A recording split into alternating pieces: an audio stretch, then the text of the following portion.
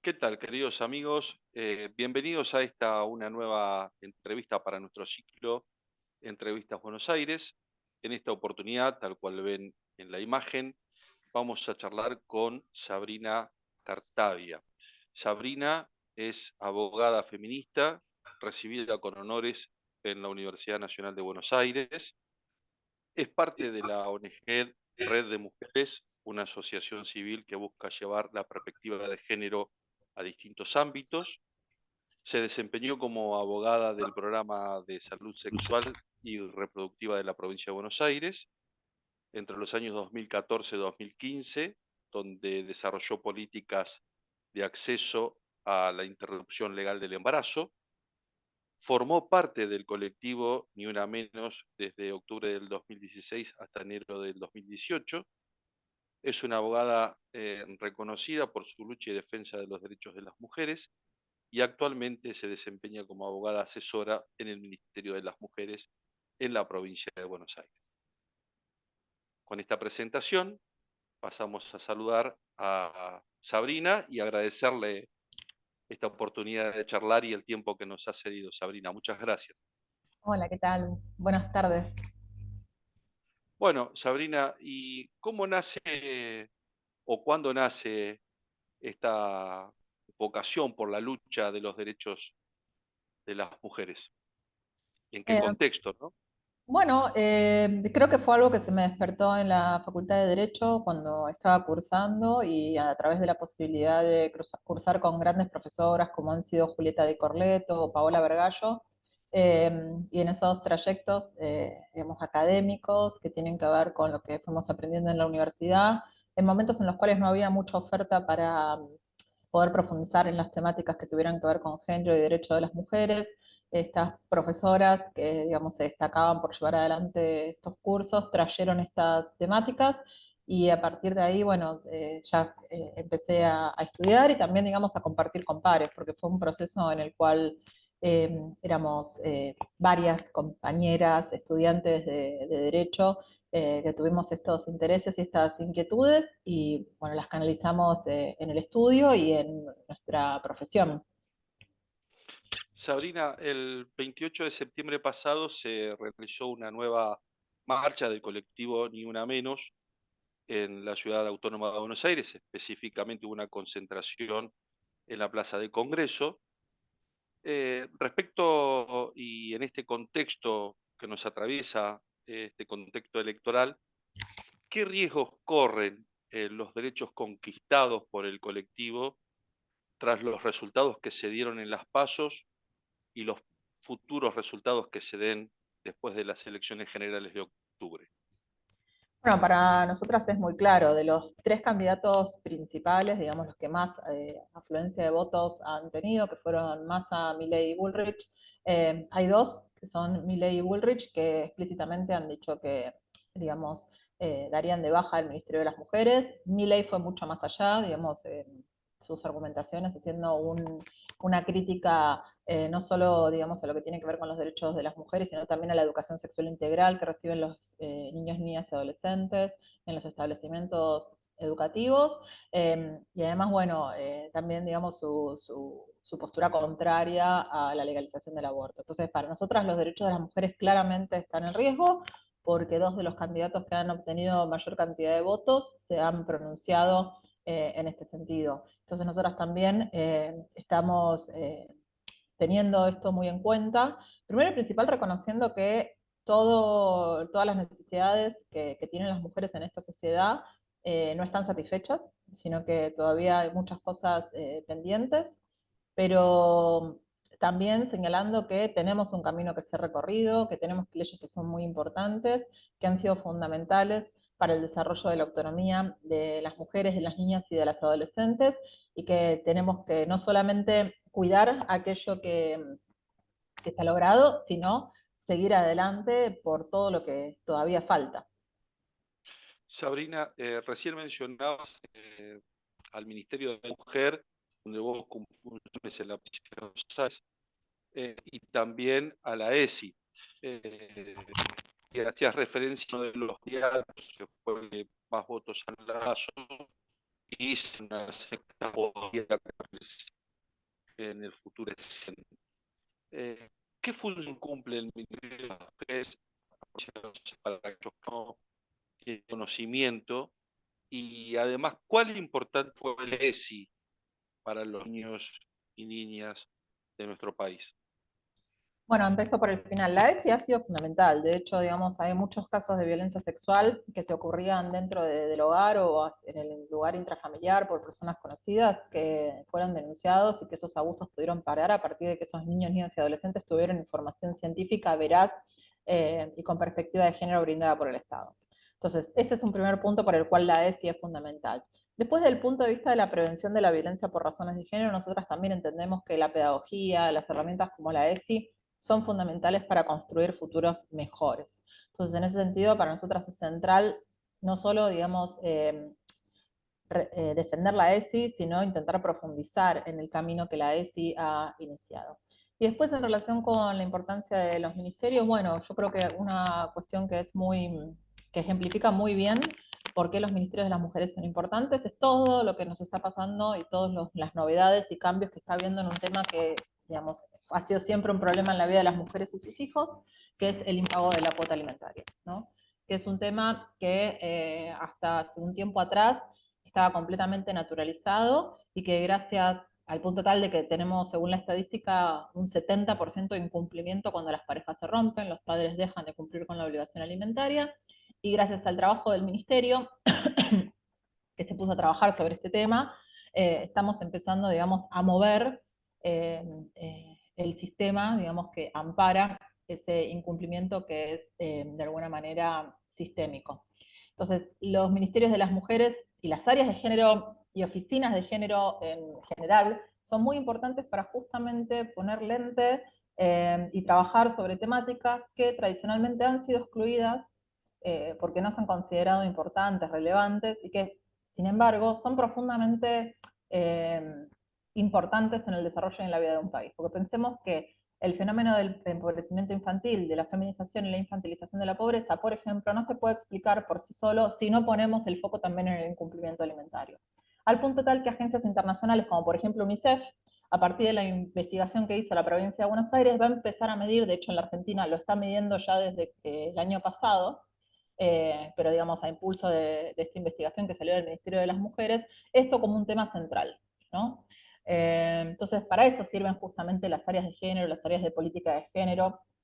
Por supuesto, tienen una función muy importante en lo que tiene que ver con la lucha contra las violencias, porque son los dispositivos que trabajan día a día en, digamos, los casos de violencia por razones de género, pero también tenemos todo el ámbito de las políticas de género, que es en el lugar donde yo trabajo actualmente, donde están todas estas cuestiones que tienen que ver con los cuidados, con el trabajo, con el acceso a la salud, digamos, con otras formas que tienen que ver con la vida de las mujeres, niñas y adolescentes y que no están solamente encapsuladas en lo que tiene que ver con la lucha contra la violencia física por razones de género.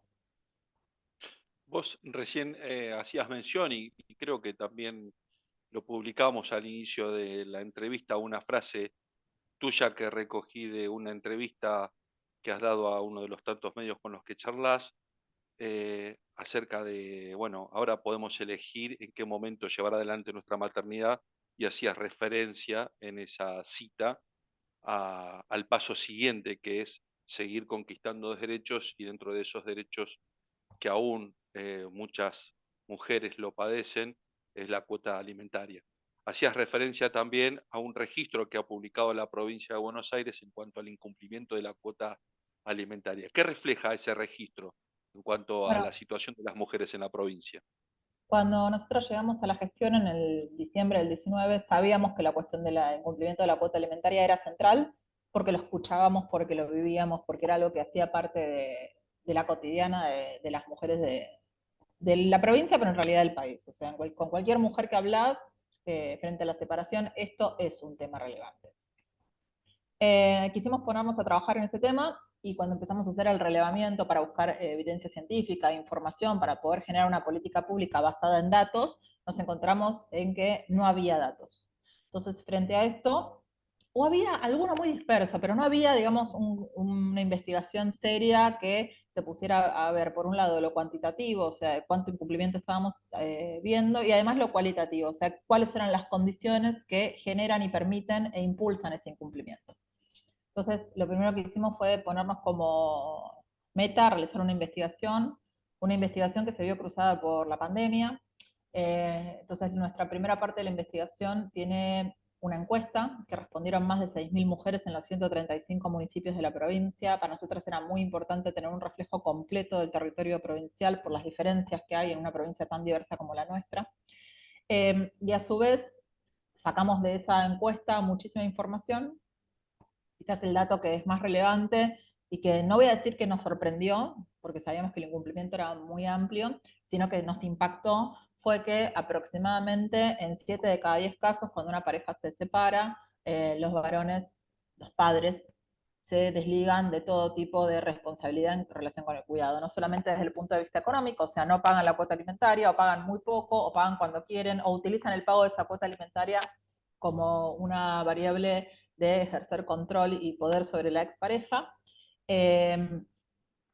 Y además, digamos, de eso, cuando fuimos a profundizar, o sea, cuando vimos que ese incumplimiento es tan grande, nos damos cuenta de que no es un problema individual o algo que se da raramente, sino que es más bien la norma. O sea, si vos te separás y tenés hijos, tenés 70% de probabilidades de que no te paguen la cuota alimentaria. Y acá también es interesante que este dato, después cuando UNICEF salió a medir en forma nacional, encontró un dato muy similar. A nosotras nos dio 68% y a UNICEF le dio 65%. O sea que eso con la incerteza del método, más o menos estamos hablando de un incumplimiento que es de la gran mayoría. Entonces, frente a este dato, seguimos profundizando en una serie de entrevistas en profundidad que tenían actores claves, informantes claves, como miembros del Poder Judicial, miembros de políticas de género, abogados, abogadas que trabajan, funcionarios públicos que trabajan, por ejemplo, en los servicios de protección local y zonal de niños, niñas y adolescentes, para poder entender cuál era la dinámica que estaba permitiendo justamente esta cuestión que es sistémica, ¿no? Y que para nosotras también arrojaba la posibilidad de un caso de responsabilidad internacional del Estado por falta de acceso a la justicia a una población especialmente vulnerable como son las mujeres, los niños, niñas y adolescentes. Entonces, frente a esto y con estas entrevistas claves, a la conclusión que llegamos, y te la voy a resumir en una frase, es que el procedimiento judicial, al cual, digamos, se le dice a las mujeres que cuando no pueden negociar en forma particular ellas el pago de la cuota, se les dice, bueno, anda a judicializar, o sea, recurrir al Poder Judicial para que el Poder Judicial te resuelva este problema. Bueno, ese camino institucional que está diseñado, que está avalado por un código procesal civil que rige en el ámbito de, por ejemplo, nosotros estudiamos específicamente la provincia de Buenos Aires, pero sabemos que esto, y por los datos que nos da UNICEF, es una constante en todo el país, no es un problema propio de la provincia de Buenos Aires o exclusivo de la provincia de Buenos Aires. Ese camino institucional, esa respuesta institucional se parece más a un camino, digamos, a una carrera de obstáculos que a un camino claro que te lleva a una resolución rápida, certera. Entonces, a partir de eso, para nosotros era muy importante tener esa base, pero no solamente para visibilizar un problema que estaba oculto y poco politizado, porque nosotros somos el Estado. Entonces, si bien visibilizar un problema que está oculto y poco visibilizado tiene un valor, cuando vos sos el Estado, no te podés quedar ahí, tenés que salir a proponer. Entonces, nuestro objetivo era poder tener esa investigación para poder hacer propuestas basadas en evidencia científica y también para tener una línea de base para medir el progreso que estábamos teniendo en relación con esta temática. Entonces, a partir de esa investigación que presentamos en junio del año pasado, nosotras nos propusimos una serie de objetivos. Tenemos más de 70 objetivos en relación con esto porque el problema es muy grande. Pero te voy a hacer un resumen ameno. Todas las personas que quieran ver el informe completo y todos sus objetivos lo pueden ver, está subido en internet en la página del Ministerio. Pero bueno, nosotras, para resumírtelo en 5 acciones claves, nosotras lo primero que presentábamos era la necesidad de que existiera una presunción del costo de la crianza, es decir, un piso mínimo de cuánto sale criar. ¿Por qué? Porque una de las primeras cosas que les pasan a las mujeres cuando quieren iniciar un reclamo por cuota alimentaria es que van a un abogado o una abogada y ese abogado y abogada le dice, lo primero que le dice es, bueno, junta durante por lo menos 2 meses todos los tickets de cada gasto que haces para justificar los gastos. Esto es humillante. Nosotros entendíamos que eso era humillante porque además después te sometes a una audiencia donde la contraparte te va a cuestionar por qué compraste papa blanca y no papa negra y por qué le cambiaste el guardapolvo o le compraste una cartuchera a tu hijo. Entonces, de ahí nosotros dijimos, bueno, en 2023, a esta altura del partido, y teniendo en cuenta de que el derecho en muchos casos utiliza presunciones, es decir, digamos, hay cosas que no se prueban, sino que ya están dadas, dijimos, bueno, tiene que haber una presunción respecto a que el cuidado tiene un costo, sin la necesidad de primero ponerles un vallado a las mujeres de decirles junta tickets durante 2 meses para tener acceso a la justicia.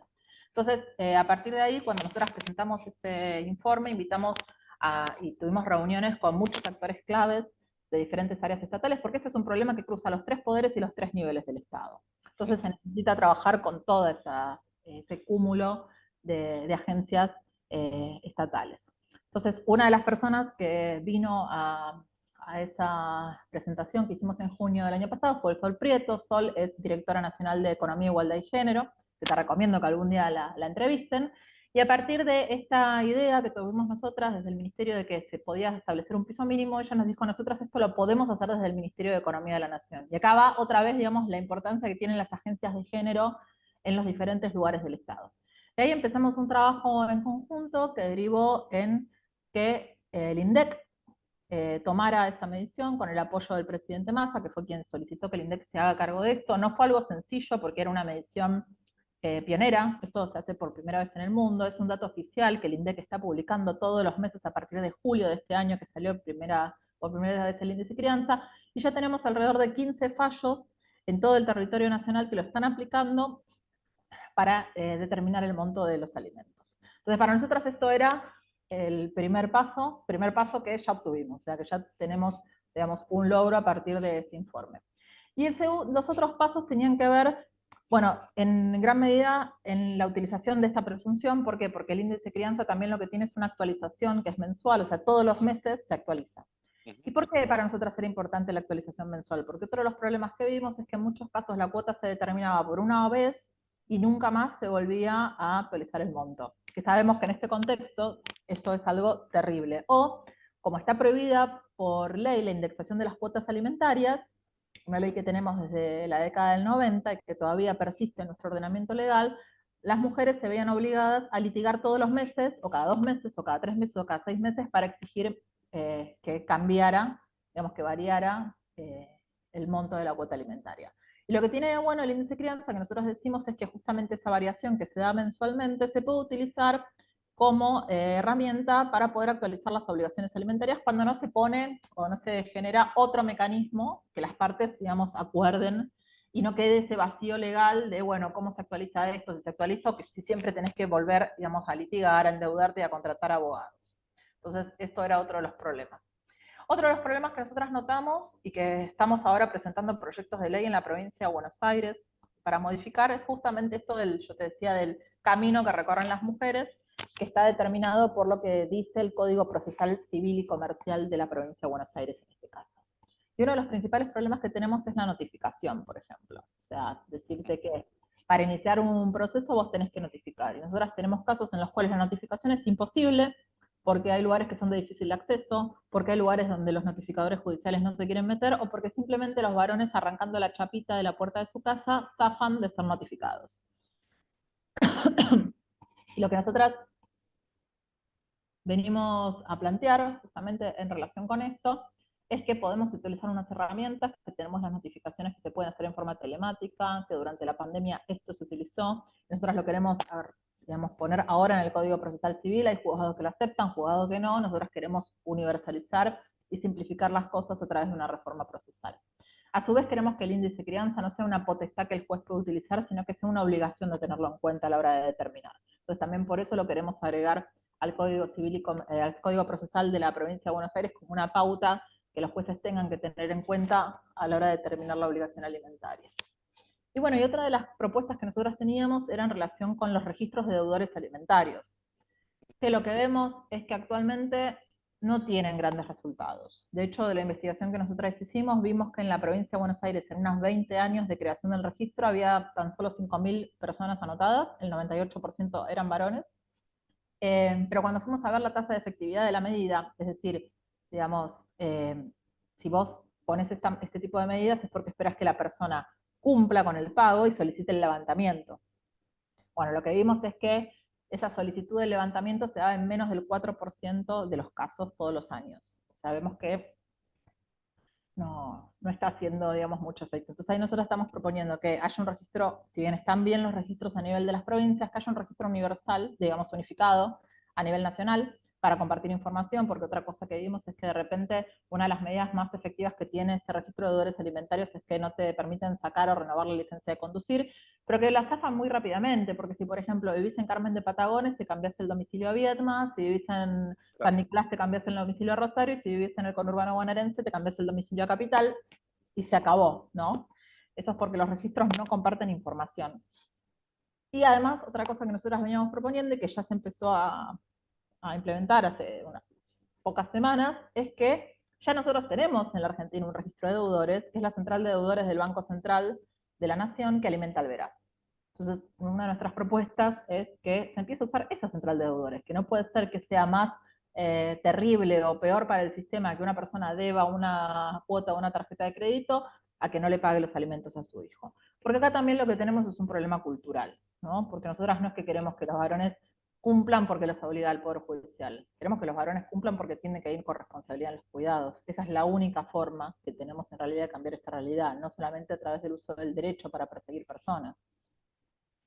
Y hacía mención que esta problemática atraviesa a los distintos patrones del Estado, es decir, el legislativo, el judicial y el ejecutivo. Eh, Referente al judicial, creo que hubo un fallo hace muy pocos días, creo que es de Henderson, un juez de paz, que anotó en el veraz a un deudor por la cuota alimentaria. No sé si estoy equivocado, es así. Y si esto es un avance y si es el camino a seguir para garantizar la tutela efectiva de los derechos de mujeres.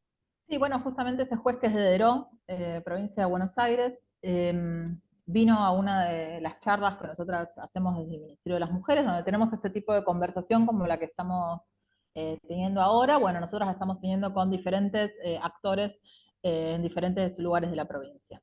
Y frente a esta idea que nosotras expusimos sobre la posibilidad de anotar a los deudores en el registro, digamos, en el Veraz, en la central de deudores del Banco Central, él tomó esa propuesta y la llevó adelante. Y por eso tenemos ahora 2 fallos que van en ese sentido y esperemos que empiecen a sumarse más.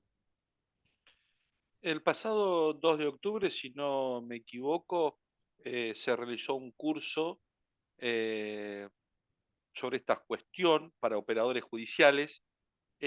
¿Hay estándares o prácticas que puedan reconocer para prevenir y reparar la violencia económica asociada al incumplimiento de la cuota alimentaria? Bueno, una de las propuestas que teníamos nosotras en relación con ese plan que hicimos, ese plan de acción que surge a partir de la investigación, es que teníamos que trabajar a través de Ley Micaela con los operadores judiciales en esta temática en específico. Y por eso nos pusimos a trabajar en el diseño de este curso, que es la primera edición que se hace, pero esperamos que se pueda repetir, eh, digamos, en el corto tiempo, que haya nuevas ediciones. Empezó el 2 de octubre y se va, digamos, a dar durante todo este mes, hasta noviembre, dentro del marco de la Ley Micaela. Es un curso que preparamos desde el Ministerio de las Mujeres y que receptó el Poder Judicial de la Provincia de Buenos Aires, la Suprema Corte de nuestra provincia, para darlo en el curso. Por supuesto que hay estándares, por supuesto que hay buenas prácticas. Nosotras hemos redactado materiales en este sentido y bueno, y también en esta apuesta pedagógica de poder difundir esta situación y las diferentes soluciones que existen, y además que los operadores judiciales también conozcan la última jurisprudencia, la última doctrina al respecto, para que tengan mayores y mejores herramientas para poder darle respuestas a las personas que acuden al Poder Judicial en busca de soluciones. Es que estamos dando este curso, que tuvimos la primera clase el 2 de octubre, con la presencia de una conferencia magistral de Marisa Herrera, que es también una académica clave en todo lo que tiene que ver con el derecho de familia en la Argentina. Aparte fue redactora del Código Civil de la Nación, así que, digamos, contar con su presencia para nosotras fue un honor, y bueno, estamos dando ese curso. y esperamos en breve poder ofrecer nuevas ediciones para que se sumen más operadores judiciales de toda la provincia. Sabrina, vos recién mencionabas y hacías referencia al extenso territorio de la provincia de Buenos Aires. Bueno, yo vivo en Capital, pero provengo casi del límite con La Pampa y Santa Fe, la zona de Ameguino, Villegas y demás. Y ahí es de muy difícil acceso a la justicia, porque por ahí para acceder a un departamento judicial tenés que hacer 200, 300 kilómetros y lleva un costo. Muchas de estas mujeres también que deben afrontar el cuidado de sus hijos están bajo la línea de la pobreza. ¿Qué se les responde a ellas? ¿Cómo acceder a la tutela efectiva de sus derechos? Bueno, lo que está señalando es algo que también encontramos en este informe. Hay lugares, no sé, por ejemplo, Saladillo, provincia de Buenos Aires. Su departamento judicial es La Plata. Claro. En auto, de Saladillo a La Plata tenés 3 horas. En auto. Si no tenés auto, tenés que ver cómo llegás. Entonces ahí tenemos un grave problema en cómo están distribuidos los departamentos judiciales. A ver, el tema de, es como que son cajas, ¿no? Entonces la caja más grande es el acceso a la justicia. El acceso a la justicia en la provincia de Buenos Aires es muy malo. Tenemos un poder judicial que da muy malas respuestas en líneas generales, que no alcanza las respuestas que tiene para dar, que tiene baja efectividad en sus respuestas, y que además, al tener estas distancias y tan pocos departamentos judiciales y tan poca descentralización, es muy difícil el acceso a la justicia. Entonces, es un tema que, digamos, el acceso a la justicia en la provincia de Buenos Aires es malo. Dentro de ese acceso malo a la justicia está la cuestión de la cuota alimentaria, que además tiene sus particularidades propias, ¿no? Y nosotras, bueno, estamos en este momento avanzando, sabemos que esto, para nosotras, esas propuestas que hicimos, teníamos unas que eran, que se podían desarrollar en el corto plazo, en el mediano plazo y en el largo plazo. Bueno, sabemos que esta conversación sobre el acceso a la justicia es una de esas conversaciones que se van a dar más bien entre el mediano y largo plazo y que no se pueden resolver en un año, que es el tiempo que nosotros tuvimos desde que presentamos el informe aproximadamente hasta ahora. Entonces sí, esto es un tema que en general preocupa el acceso a la justicia, no solamente en el ámbito, digamos, de lo que tiene que ver con las obligaciones alimentarias. Sabrina, y en cuanto a los datos duros de este registro que ustedes llevaron adelante en la provincia de Buenos Aires, y dentro de este 67% de incumplimiento, eh, ¿a qué mujeres abarca? Digamos, ¿hay un rango etario específico? ¿Se los puede discriminar en cuanto a sus ingresos también? ¿A quiénes afecta más? Todas, a todas, a todas, porque algo que también vimos es que no es una cuestión solamente, porque muchas veces dicen, bueno, y si no tiene plata, bueno, si no tiene plata tenemos que ver, ¿no? Pero lo que vimos es que en los quintiles más altos, o sea, donde tenés los mejores ingresos, el incumplimiento es del 50%. Y ahí no se puede aducir, digamos, que haya una necesidad económica o una falta, ¿no? De dinero. Entonces es un problema, por eso nosotros decimos que es un problema cultural. Obviamente que cuando hay crisis económica como la que estamos viviendo en este momento, eso se acrecenta más y se afecta más a las mujeres más pobres. Pero lo que vemos es que es un problema que atraviesa a todas las clases sociales y a todas las mujeres que tienen hijos y se separan, sea en el momento que sea. También algo que vimos es que el incumplimiento crece en la adolescencia, cuando los chicos son adolescentes, y justo cuando empieza, digamos, a haber más costo, se retira, digamos, con mayor frecuencia el apoyo paterno.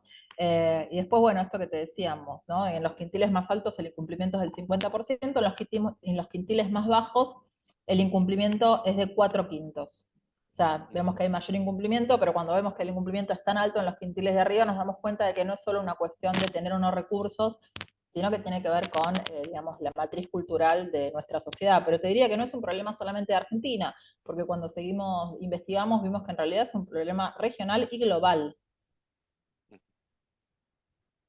¿Y qué camino queda recorrer para seguir en la conquista de derechos y no volver para atrás?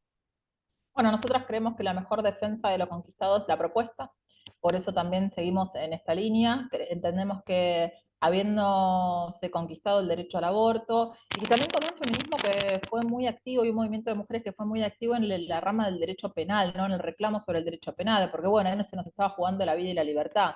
Eran los femicidios, eran las violaciones, la violencia sexual, eran las amenazas de muerte, las mutilaciones, era la prohibición del aborto, digamos, todo eso nos tuvo muchos años generando respuestas, estudiando esos temas y profundizando en esos lugares. Hoy en día hemos avanzado. No te voy a decir que en la rama penal está todo resuelto, porque no está todo resuelto, pero no es lo mismo que hace 10 años atrás, cuando las cosas estaban mucho peor, ¿no? Y que teníamos que salir a discutir por qué teníamos que hablar de femicidios y no de crímenes pasionales. Entonces, una vez que tuvimos todo ese terreno ganado, que repito, todavía nos falta mucho en la esfera penal, pero que ya tenemos como una base, digamos, y que hemos sembrado mucho y también cosechado mucho, ¿no? Que tenemos buenas abogadas feministas en el derecho penal, que cada vez hay más operadores jurídicos, digamos, con perspectiva de género dentro del derecho penal, pudimos empezar a encargarnos de lo que sigue, que para nosotras son otros derechos, que son, ya no te tienen que ver solo con la violencia en términos de violencia física, sino que los que tienen que ver con las políticas de género, ¿no? Que tienen que ver con las condiciones que hacen que las mujeres no se puedan insertar como pares o de manera, digamos, como iguales en la sociedad. Y en ese sentido, para nosotras la cuestión de esto de la cuota alimentaria era central, teniendo en cuenta esto y un poco vamos a como habíamos empezado el programa, ¿no? Con esa frase que vos traías de la entrevista que tuvimos con Ingrid Beck. Eh, Habiendo conquistado el derecho al aborto, habiendo podido decidir en qué momento tenemos hijos, es necesario, y es el momento, de empezar a cuestionar y empezar a trabajar sobre la cuestión de la precarización de la maternidad, sobre la precarización de la vida en general, te diría, ¿no? Que es también algo que estamos viviendo en este momento, no solo en la Argentina, sino a nivel global. Donde hoy en día, por las condiciones en las cuales se vive, por las condiciones que te, digamos, que te impone el mercado, es muy difícil para las mujeres llevar adelante la maternidad. ¿Y por qué es muy difícil? Bueno, porque por un lado está esta cuestión del abandono parental, que está completamente naturalizado en nuestra sociedad. Por otra parte tenemos la postura que tienen los empleadores ante las mujeres y además las imposibilidades que empiezan a tener las mujeres porque justamente se encuentran con una sociedad que es hostil a la maternidad. Es una sociedad que es hostil a la maternidad porque no nos da las suficientes, digamos, primero, no nos da las suficientes garantías para poder hacer que el cuidado sea una actividad socializada y esto, o sea, cuando un padre se borra, toda la responsabilidad de cuidado cae sobre la mujer y además la responsabilidad económica, y por eso hoy tenemos un enorme endeudamiento de los hogares monomarentales. Son los hogares que están más endeudados en este país y gran parte de eso se explica por el fenómeno del incumplimiento de la obligación alimentaria, que además es un fenómeno que está apañado por las estructuras sociales e institucionales. Esto para nosotras es muy claro. Entonces, en ese sentido, sí. No, no, sí, sí, perdóname. Entonces, en ese sentido, para nosotras justamente la mejor defensa es la propuesta y nos toca profundizar porque algo que vemos en las encuestas del uso del tiempo es que las mujeres te dicen que si no estuvieran completamente colapsadas y estalladas por la sobredemanda de cuidado, ¿qué harían si tuvieran tiempo libre? Y lo que te dicen que harían es estudiar, tener un empleo registrado, porque también, digamos, el hecho de no poder organizar el cuidado hace que les sea muy difícil tener un empleo registrado para cumplir una cantidad de horas, porque la gran pregunta es siempre dónde dejo a los chicos, entonces muchas de esas se ven condenadas a la precariedad y a la informalidad. Muchas de ellas optan por ejemplo, trabajar como trabajadoras de casas particulares, porque tomando pocas horas pueden organizarse el cuidado y no todos los días de la semana, entonces eso les permite darse una organización. Entonces te dicen que estudiarían, buscarían un trabajo registrado y harían deporte. Mira vos cómo son cosas tan básicas de la vida que hacen que justamente cuando vos no estás poniendo el foco en estos problemas, no te des cuenta de todo el talento que estamos perdiendo como sociedad. Porque todas esas mujeres podrían estar incorporadas al mundo laboral, podrían estar ofreciendo todo lo que tienen a este país y además esos chicos podrían estar, los niños, niñas y adolescentes, también bien cuidados. ¿No? Y esto ya es quizás a futuro, pero creo que en el muy corto plazo es también un tema muy relevante porque estamos teniendo una crisis muy grande en los cuidados y porque también, digamos, después de la crisis de los cuidados que representó la pandemia, el uso de pantallas está creciendo mucho y las personas que saben y las personas que están en contacto con niños, niñas y adolescentes ya nos dicen que esto está teniendo un impacto muy negativo en las capacidades y en las habilidades cognitivas. Entonces lo que tenemos por delante es un desafío muy grande. Hoy en día ya tenemos niños, niñas y adolescentes que son adictos al uso de pantallas. Y después, digamos, cuando vos le diste al cerebro esa cantidad de dopamina que tiene, digamos, la pantalla, después volver para atrás para sentar a un chico y decirle, bueno, vamos a aprender a que 2 más 2 es 4, o que MA es mamá, es muy difícil. Y esto todas las personas que tienen hijos y tienen pantallas lo están viendo. El tema es que no está problematizado, y porque también es muy difícil, porque ¿qué hacemos en ese tiempo? ¿No? O sea, la pantalla también empezó a pasar a ser un dispositivo de cuidado. Y el tiempo en que vos le sacás la pantalla tenés que, digamos, hacerle o ofrecerle otras cosas a un niño, niña, adolescente. Entonces yo creo que eso también es algo que tenemos que para mí es urgente, que es ahora, digamos, pero que no está todavía politizado. Quizás sea también el próximo paso, así de la manera en que desde el Ministerio de Mujeres pudimos visibilizar el incumplimiento alimentario como un tema central, poder también profundizar en este sentido, porque la regulación, digamos, del uso de pantallas es un tema que es central hoy en la configuración de los cerebros, por decirlo de alguna manera, del futuro de este país. Decías referencia y al tema de la cuestión laboral, si bien hay un montón de mujeres que están en informalidad, dentro de la normalidad, ¿cuánto se ha avanzado en cuanto al acoso laboral y a a la violencia dentro del ámbito laboral por cuestiones de género? ¿Y cuánto queda recorrer además en ese aspecto? Bueno, todo lo que tiene que ver con la incorporación de las mujeres al mundo laboral es un camino que hay que continuar, porque vemos que las mujeres no están insertas en el mundo laboral.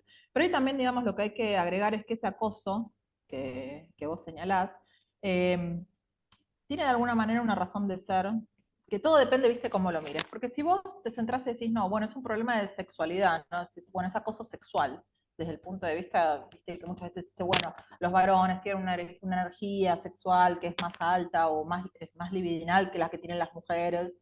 Entonces eso, digamos, como que quedaría una explicación desde el punto de vista de lo sexual. Pero para nosotros hay que ir también un paso más y hay que ir a la explicación de lo sexista, porque, digamos, el acoso laboral que sufren las mujeres no es solo sexual en esos términos, que a veces es el acoso, cuando aparece el acoso sexual, sexualizado, impacta más, pero hay muchas situaciones de acoso sexista. Por ejemplo, fulanita, vení vos que sabés hacer rico el café, prepararnos el café a todos, ¿no?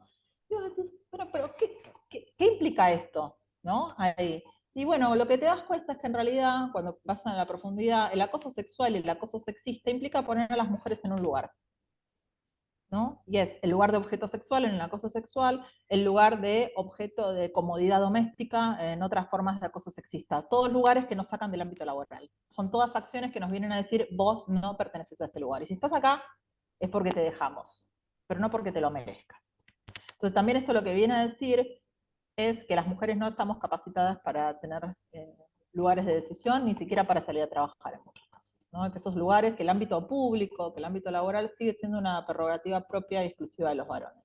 Entonces, en esta dialéctica estamos, en una dialéctica donde en realidad cuando vos ves la historia de los derechos de las mujeres, de considerar a las mujeres sujetos plenos de derecho en nuestra sociedad, tiene muy pocos años.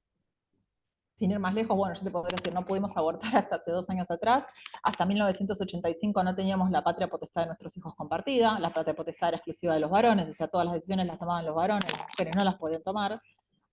Hasta 1952 no tuvimos el voto, no tuvimos el derecho a la propiedad. Entonces, cuando vos ves en tan poco tiempo que las mujeres tuvimos un crecimiento en el mundo político, no sé, a partir de la década del 90, antes de 1991, tan solo el 8% de los cargos en el poder legislativo lo tenían las mujeres.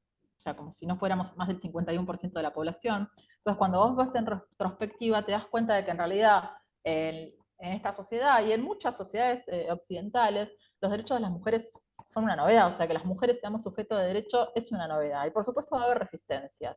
Y esas resistencias, digamos, surgen de diferentes lugares, ¿no? Surgen desde lo macro, por ejemplo, esto un candidato de presidente que niega los derechos de las mujeres, pero también surge en lo micro, en el ámbito laboral, o en el varón que le niega la cuota alimentaria a sus hijos como una forma, digamos, de presión hacia su mujer. Y todo tiene que ver, digamos, con ese entramado o ese engranaje. ¿Y lo ves a estas cuestiones que hemos desarrollado en esta charla en la agenda parlamentaria nacional? No para ver esto con el principio de igualdad ante la ley, sino como la manda constitucional del 75, inciso 23, que manda al legislativo a una real igualdad de oportunidades para todos. ¿Lo ves en la agenda parlamentaria o estamos Yo lejos creo de eso? que mucho de lo que tenemos que hacer no tiene que ver con reformas legislativas.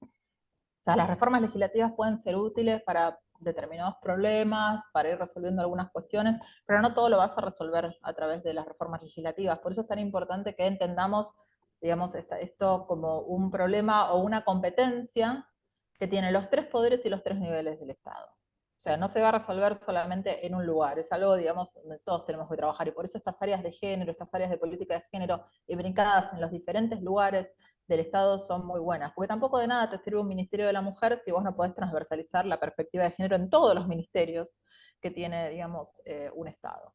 Entonces, esto también es muy importante, o sea, lo que tiene importante la perspectiva de género y lo que tiene que ser central también que las mujeres estén insertas en estos lugares para poder aplicar estas miradas.